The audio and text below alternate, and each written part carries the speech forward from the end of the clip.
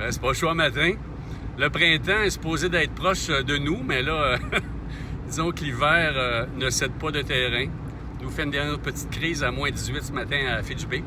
J'ai vu passer dans les réseaux sociaux, puis un membre du conseil permanent m'a fait suivre un lien d'un mouvement sur la page Facebook qui dit que c'est vraiment une horreur que le gouvernement canadien veut signer la déclaration de l'ONU sur les droits des peuples autochtones. Puis là, tu as des centaines de commentaires vindicatifs, haineux, comme si le fait de signer cette déclaration-là, c'était la fin du Québec. C'est plutôt la fin du néocolonialisme sur les Premières Nations. Les gouvernements, tout le monde qui est le moindrement cultivé puis intéressé à la question, va dire qu'il est temps que la loi des Indiens, on passe à autre chose. Bon, si on veut passer à autre chose, il faut donner un autre contexte de discussion puis de réflexion et d'action.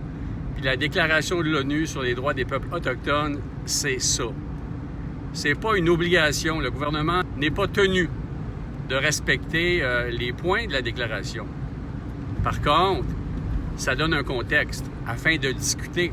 Ça peut permettre justement d'avoir une réflexion politique, de donner aux Premières Nations un appui afin que ces nations-là puissent se développer au niveau de l'autodétermination puis de la prise de position publique. Présentement, ils sont coincés dans la loi des Indiens, puis, comme j'en ai parlé, le colonialisme bureaucratique. Puis même les personnes qui ont des bonnes intentions dans le gouvernement, que ce soit les partis politiques ou certains individus de partis politiques, bien, ils font toujours référence à ça, à ces casiers-là, à ce fichier Excel qui détermine les relations que le Canada puis le Québec a avec les Premières Nations depuis 150 ans et plus. Puis si on veut être clair là-dessus, il faudrait aller voir certains textes qui ont été écrits. Colonialisme aux stéroïdes, c'est pas exactement le titre, là, mais ça ressemble à ça.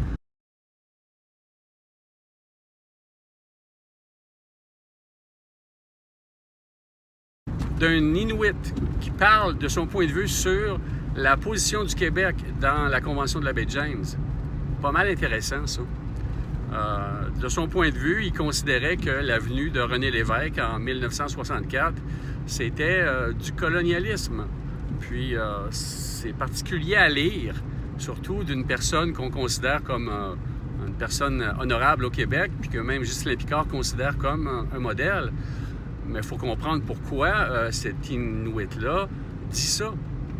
Puis qu'est-ce que ça veut dire dans nos propres manières de penser, nos manières de faire?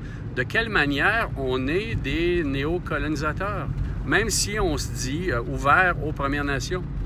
Donc, les gens présentement sur Facebook qui sont contre la signature de la déclaration de l'ONU sur les droits des peuples autochtones manquent beaucoup de recul et probablement de lecture historique, de connaissances. C'est malheureux de se rendre compte qu'une déclaration de l'ONU qui est là pour ouvrir l'émancipation, permettre à une civilisation, la civilisation autochtone, de prendre son envol, soit vue comme une menace pour l'autodétermination du Québec. Bon, si le Québec a besoin d'une déclaration de l'ONU sur les droits de la société distincte du Québec pour prendre son envol, ben c'est discutable un peu.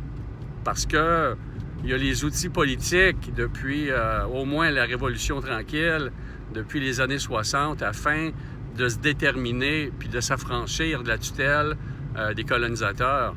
Puis si le Québec n'est pas capable de le faire, ben c'est en grande partie à cause de la politique québécoise puis du manque d'éducation. Ou bien un ensemble de facteurs qui fait que le multiculturalisme, ça a été prôné par tout le monde.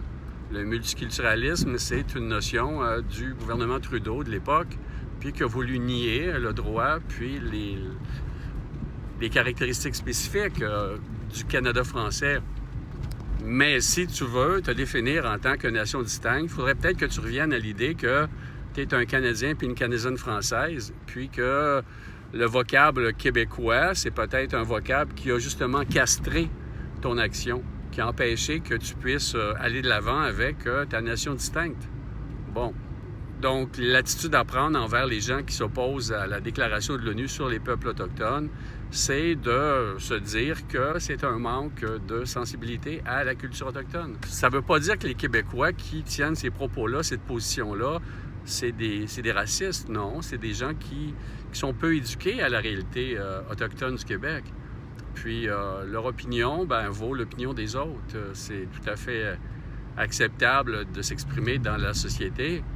Mais il faudrait quand même prendre du recul là-dessus, puis arrêter de suivre des leaders d'opinion extrémistes, des identitaires fanatiques qui vont prôner des positions fort discutables.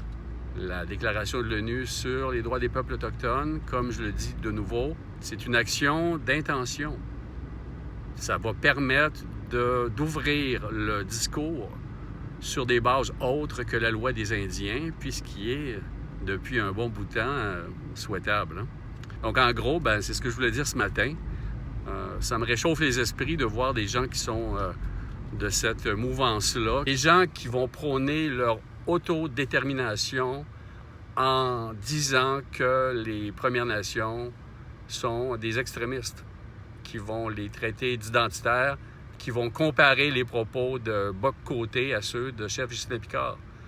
C'est tout à fait démagogue, pour le moins. Donc, je vous souhaite une excellente journée, puis même s'il fait fret, allez dehors. Le printemps s'en vient, j'ai hâte en maudit, parce que ça va être le fun de faire des vidéos sur le bord de la rivière. Salut, bonne journée.